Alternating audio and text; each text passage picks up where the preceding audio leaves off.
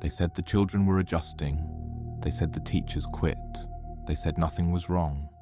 But when I saw a class photo dated 50 years ago and recognized the man standing beside me, I knew this school wasn't hiding ghosts. It was keeping them. A long time ago, in a quiet town located between woods covered in fog and forgotten hills, a new school was built. It stood proudly on land that once held an old cemetery, though most of the townspeople had long forgotten the truth. To them, the past was buried and gone. They saw only a new, gleaming building with tall windows, clean white walls, and the prospect of a bright future for their children. At first, everything was perfect. The building was new, the classrooms were colourful and inviting, and the school's common area was filled with the laughter of children on the playground. It was a building for children, a place where learning, joy, and safety came together. Parents smiled as they dropped off their children, confident their little ones were in good hands. But almost immediately, strange things began to happen. Some children came home different. They were quieter, more distant. Their eyes didn't shine the way they used to. They sat in silence for hours, staring at the walls. When asked what was wrong, they just shook their heads. Others didn't come home at all. They vanished without a trace. Fear began to grow in the hearts of parents. They murmured to one another at the market and outside the school gates, fear creeping into their voices. But the school always had an answer. "They're just adjusting," the staff said with careful smiles. "Children can be shy," they insisted. "Perhaps they ran away," the police shrugged. It was easier for the town to believe the lies, to believe nothing was wrong. But the whispers grew. They began calling it the haunted school. Then the teachers began to leave. Some lasted only a few days. Others never even made it through their first week. "It's too cold," one teacher said before driving away with shaking hands. "The children, they don't speak," another said quietly. "There's something wrong with this place," a third whispered, wide-eyed and pale. Rumours floated through the town like drifting fog. Some said they heard voices at night, whispers in the halls with no source. Others said the clocks inside the school never told the same time, and that the air in the building was heavy and strange. One autumn afternoon, a young reporter named Nina Hayes rolled into town. Determined and daring, she had heard all the stories, and the truth needed telling. "I don't believe in ghosts," she said confidently. "There is always an explanation, and I will find it." She rolled into that haunted school on a chilly morning in the spring, her heart steady but curiosity sharp. As Nina reached the building, it seemed like any other school. The children were playing outside. The teachers were smiling at them. Nothing seemed out of place. A tall man stood near the front entrance.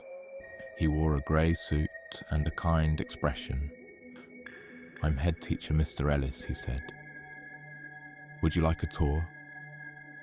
Nina nodded and followed him through the quiet corridors. The school was cleaner than she expected, yet something felt wrong. The air was thick and cold, like a winter night wrapped in stone. Every clock on the wall showed a different time. Some ticked backwards, and others didn't tick at all. They passed through the main hallway where a large framed photograph hung on the wall. A class photo. Dozens of smiling children with Mr. Ellis standing proudly in the middle. But the date printed beneath the picture froze Nina in place. She stared at Mr. Ellis. His face in the photo was identical to the man standing beside her now. Not older, not changed, the same. "You look exactly like the man in this photo," she said slowly, her voice trembling. Mr. Ellis smiled again, but this time he said nothing. That evening, Nina returned with a flashlight, a camera, and a notebook. She had no intention of leaving without the truth. The building was silent. Moonlight spilt across the floors. The walls made quiet sounds as though they were breathing. Every door made a low sound when touched. Her flashlight kept turning off and on. As she stepped into the main hall, a giggle echoed softly behind her. Nina froze. She turned, but no one was there. Then the sound of little feet running down the hallway echoed, bare, quick and light. She followed, heart racing, and opened a door at the end of the corridor. Inside was a classroom filled with children. But they were not normal. Their faces were pale, almost grey. They had empty eyes, black holes of sorrow, their clothes ragged, burnt at the edges and covered in soot and ash. One girl stepped forward. There were long strands of hair hanging wetly, and her voice was just a slight breeze. "We are lost," she whispered. "We were the ones who died in the fire. They built this school on our graves, and we stayed." Nina gasped and stepped back, horrified. "No, that can't be." But the children just stared at her. Some smiled, others began to cry, tears that burned down pale cheeks like black ink. Nina turned and ran. Her legs barely carried her through the twisting halls. She burst into the head teacher's office, slamming the door behind her. She caught her breath and looked up. There was the same class photo, but the glass was cracked. Mr. Ellis's face had been completely scratched out. Beneath the frame, new words had appeared, words she knew weren't there earlier. Mr. Ellis, head teacher, died in the school fire, 1972. The blood in her veins turned to ice. Mr. Ellis had been dead the whole time. A chill passed over her, and she turned slowly. He was standing in the doorway. Mr. Ellis, same kind of smile, same calm eyes. But now his eyes were black and endless. His skin was grey. His voice, when he spoke, echoed like the wind through a tomb. "You were never supposed to see that," he said gently. "You'll stay now, just like us."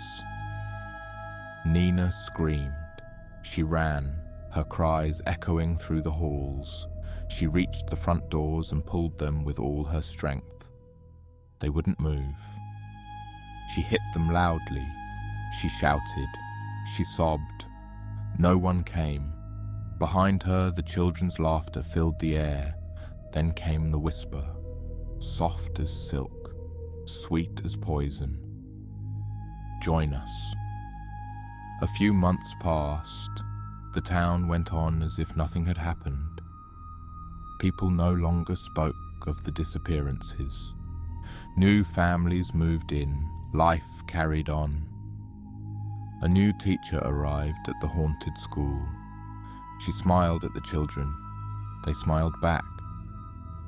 Mr. Ellis stood at the gate, greeting her with warmth. The building looked peaceful again, calm and safe.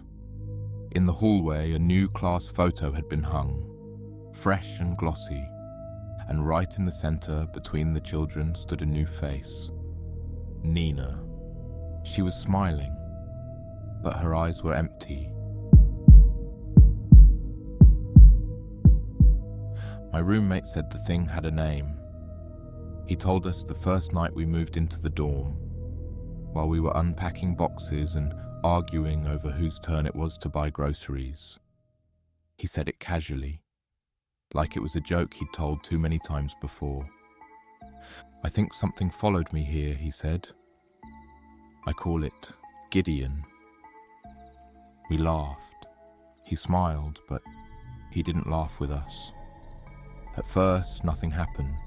Weeks passed, midterms came and went, the dorm settled into its usual rhythm of slammed doors, late-night footsteps, voices echoing down hallways at hours when no one should have been awake. That's why it took us so long to notice when something felt wrong. It started with sounds that didn't belong to anyone. Faucets turning on in the kitchen when we were all in our rooms. Knocking on bedroom doors late at night. 3 quick taps, sometimes 5. Always when the apartment was quiet. Always when you were alone. When you opened the door, the hallway was empty. No footsteps. No voices. Nothing moving away. Late some nights, there would be a single sharp sound against the wall or door. Not a knock. Not a bump. A slap.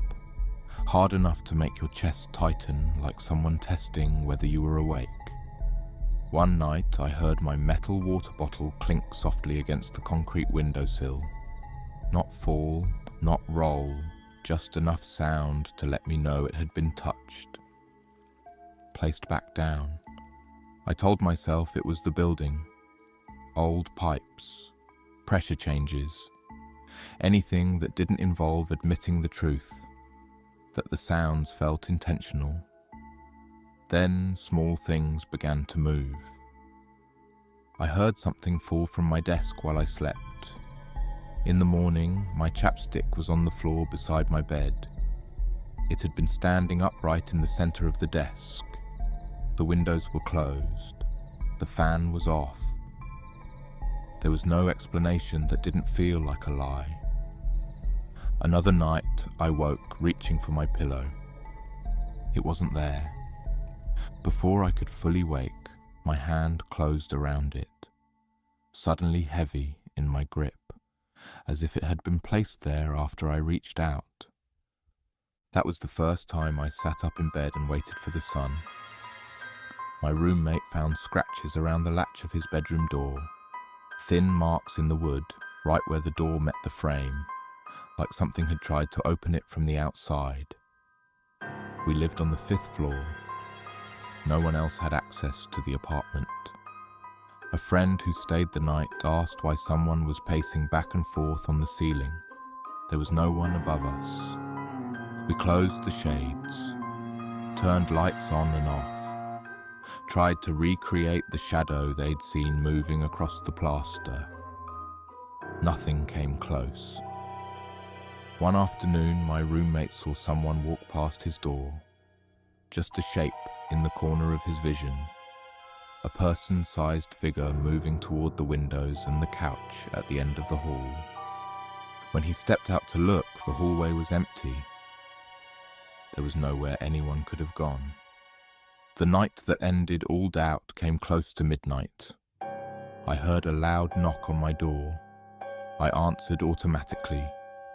"Yeah?" and opened it. At the exact same moment, my roommate across the hall opened his door too. We stared at each other. He thought I knocked. I thought he knocked.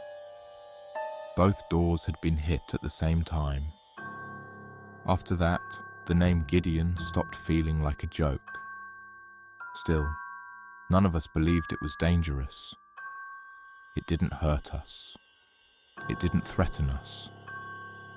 It felt more like something that had settled in. Something that knew we were there and had decided to stay. Until the night I heard a voice from inside my room.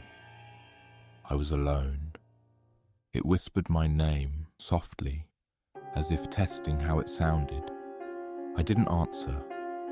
There was a pause. Then the whisper came again, closer, clearer. This time, it wasn't my name. It said his.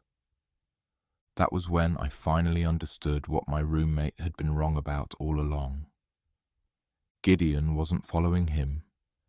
Gideon had already been there, and whatever it wasn't watching him. It was watching us learn its name.